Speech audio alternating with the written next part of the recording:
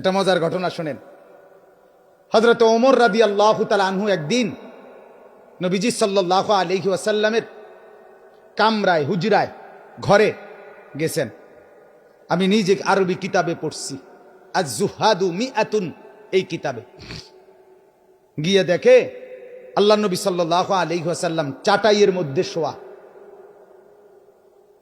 শুধু চাটাইয়ের উপরে, এই চাটাই, মাথার নিচে একটা খেজুরের ছাল দিয়ে বানানো ছোট্ট বালিশ। হযরত ওমর দেখলেন মাথার উপরে একটা চামড়া ঝুলানো নামাজের জন্য, পায়ের নিচে কিছু ছাতু, যেগুলো পানি দিয়ে গুল্লা খায়, আগের দিনে খাইতো খুব, এই ছাতু অল্প কিছু, এই চারটে আইটেম, একটি চাটাই, একটা খেজুরের ছালের বালিশ, আর একটি চামড়া, আর কিছু ছাতু পানি দিয়ে গুল্লা খাওয়ার। নবীজি সাল্লাল্লাহু আলাইহি সাল্লাম হযরত ওমর দেখলেন ওয়াকাদ আসারা ফি জামবিহি, নবীজির পুরা দেহের মধ্যে দাগ দাগ, চাটাইয়ের দাগ দাগ পড়ে গেছে। যেহেতু আল্লাহ নবী সাল্লাল্লাহু আলাইহি ওয়াসাল্লাম কায়নাতের সর্বশ্রেষ্ঠ সুন্দর ছিলেন, কাজে দাগ তো পড়বেই। এই পবিত্র সুন্দর চেহারায় শরীরে দাগ পড়ে গেছে চাটাইয়ের। হাদিসে আছে হযরত ওমর রাদিয়াল্লাহু তাআলা আনহু সাথে সাথে কাঁদতে শুরু করলেন। আল্লাহ নবী সাল্লাল্লাহু আলাইহি ওয়াসাল্লাম বললেন, মা ইয়াবকিকা ইয়া ওমর, ওমর তোমাকে কে কাঁদালো, কাঁদতেছো কেন? হযরত ওমর রাদিয়াল্লাহু তাআলা আনহু বললেন, লিমা লা আবকি ইয়া রাসূলুল্লাহ, ও আল্লাহর নবী, আমি কেন কাঁদবো না বলেন, আমি কাঁদবো না কেন? আপনার এই হালাত, একটা চাটাই, একটা বিছানা নাই, একটা খেজুরের ছালের বালিশ, একটা চামড়া, আর একটু ছাতু, এই আনতা সাফওয়াতুর রাসূল, আপনি তো সমস্ত রাসূলের নির্যাস, আপনি মুসাদ্দিকুল আম্বিয়া, নবিয়ুল আম্বিয়া, নবিয়ে দু জাহাঁ, নবিয়ে দু শাহাঁ, নবিয়ে দু আলম, ফখরে মওজুদাত, আপনি তো কায়নাতের সরদার।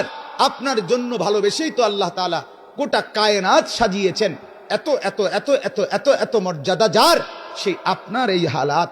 ওয়াল কাইসার ওয়াল কিসরা ইয়ালবাসুন আল হারির ওয়াদ দিবাজ, ওমর বললেন, অথচ রোমের বাদশাহ, পারস্যের বাদশাহ, তারা রেশমি কাপড়, রেশমি পোশাক, রেশমের বিছানার মধ্যে তারা শোয়, ঘুমায়, খায়, ব্যবহার করে।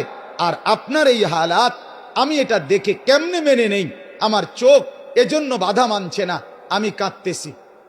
হাদিসের মধ্যে আছে আল্লাহ নবী সাল্লাল্লাহু আলাইহি ওয়াসাল্লাম মুচকি হাসি দিয়ে আল্লাহ নবী বললেন, ওমর,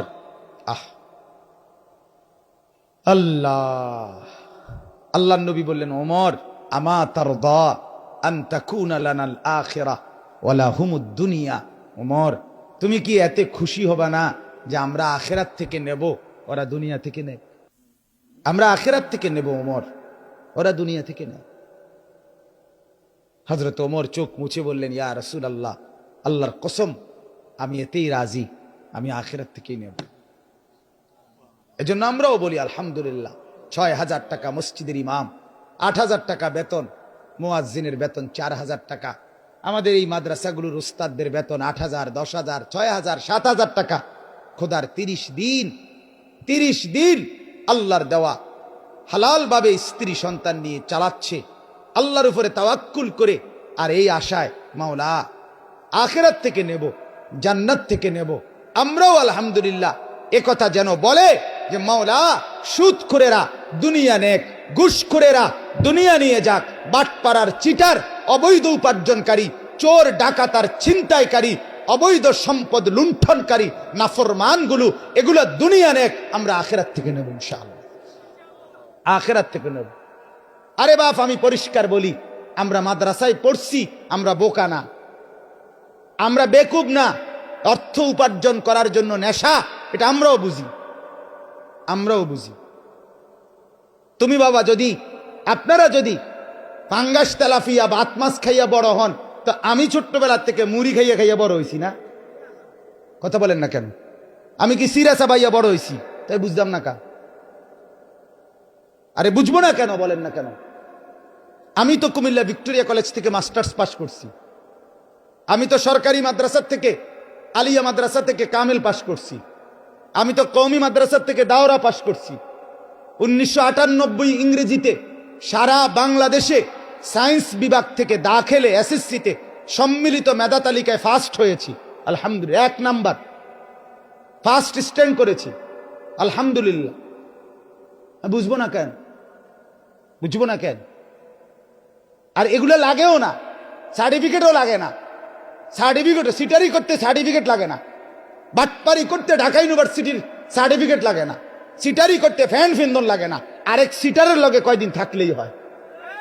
কথা বলেন না কেন?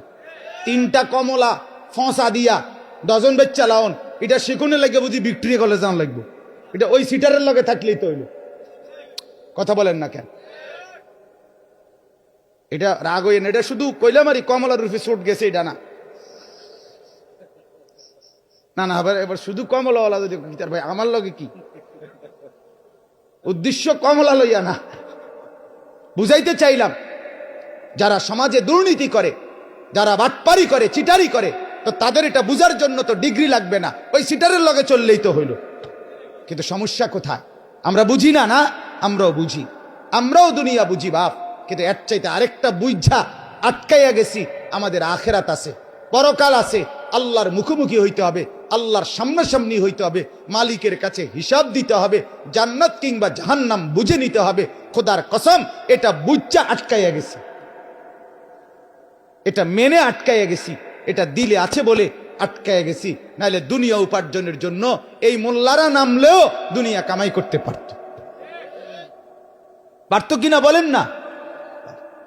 অতএব দয়া করে নিজের উপরে দয়া করে, আমার কথা শেষ প্রায়, নিজের উপরে রহম করেন, নিজের উপরে দয়া করেন, বুঝতে শিখেন বাপ, বুঝতে শিখেন।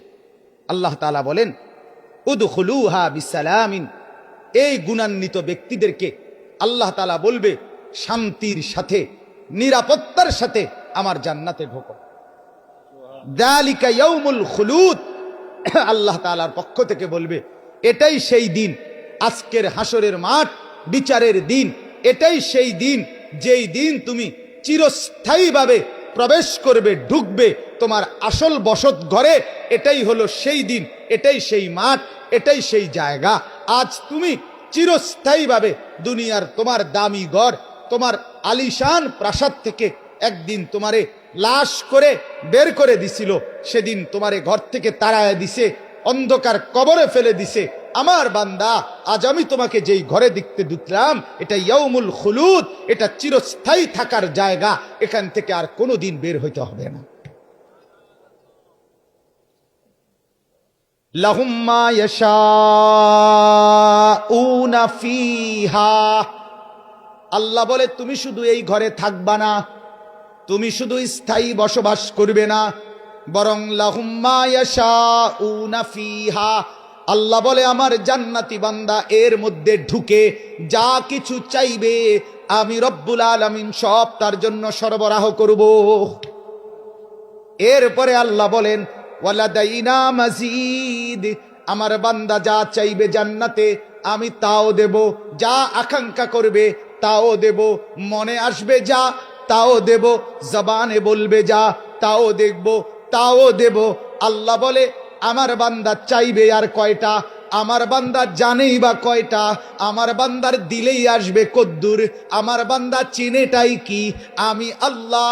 ওয়ালাদাইনা মাজিদ, আমার জান্নাতি বান্দা যা চাইবে, যা ভাববে, যা কল্পনা করবে, যা বলবে, আমি আল্লাহর কাছে তার চাইতে কোটি কোটি গুণ বেশি নিয়ামত আছে, সেগুলো দেব। ওয়ালাদাইনা মাজিদ, আরো আছে, আরো আছে, আরো আছে। এই আয়াতের তাফসীরের মধ্যে আছে আল্লাহ পাক জান্নাতের ফেরেশতাদেরকে বলবে, ও ফেরেশতারা আমার জান্নাতি বান্দাকে ঘুরে ঘুরে জিজ্ঞেস করো জান্নাতে আর কিছু লাগবে কিনা। ফেরেশতারা বলবে বন্ধু, ও আল্লাহর বন্ধু জান্নাতি কিছু লাগবে কিনা বলো। জান্নাতি বান্দা বলবে, ও ও ফেরেশতা, কিছুই আর লাগবে না, যা চেয়েছি তাও আছে, যা দিলে আকাঙ্ক্ষা করেছি তাও আছে, নাম না জানাও কত কিছু দেখছি, ভরপুর সব আছে, আর কিছু লাগবে না। কিন্তু আল্লাহ বলে আমার কাছে তো আরো আছে। ফেরেশতাকে আল্লাহ বলবে, ফেরেশতা, আমার বান্দা জান্নাতি বলেছে আর কিছু চাইবে না, আর কিছু লাগবে না, কারণ সে তো আর কিছু জানে না। যাও এইবার আমি রব্বুল আলামিন আমার শ্রেষ্ঠ নেয়ামত আমার জান্নাতি বান্দাকে দেব।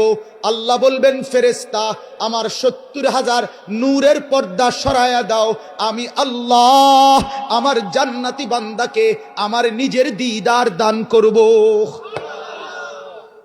এইবার আল্লাহকে দেখবে সরাসরি, ইলা রাব্বিহা নাযিরা, সরাসরি আল্লাহকে দেখবে, আল্লাহকে দেখবে, আল্লাহকে দেখবে।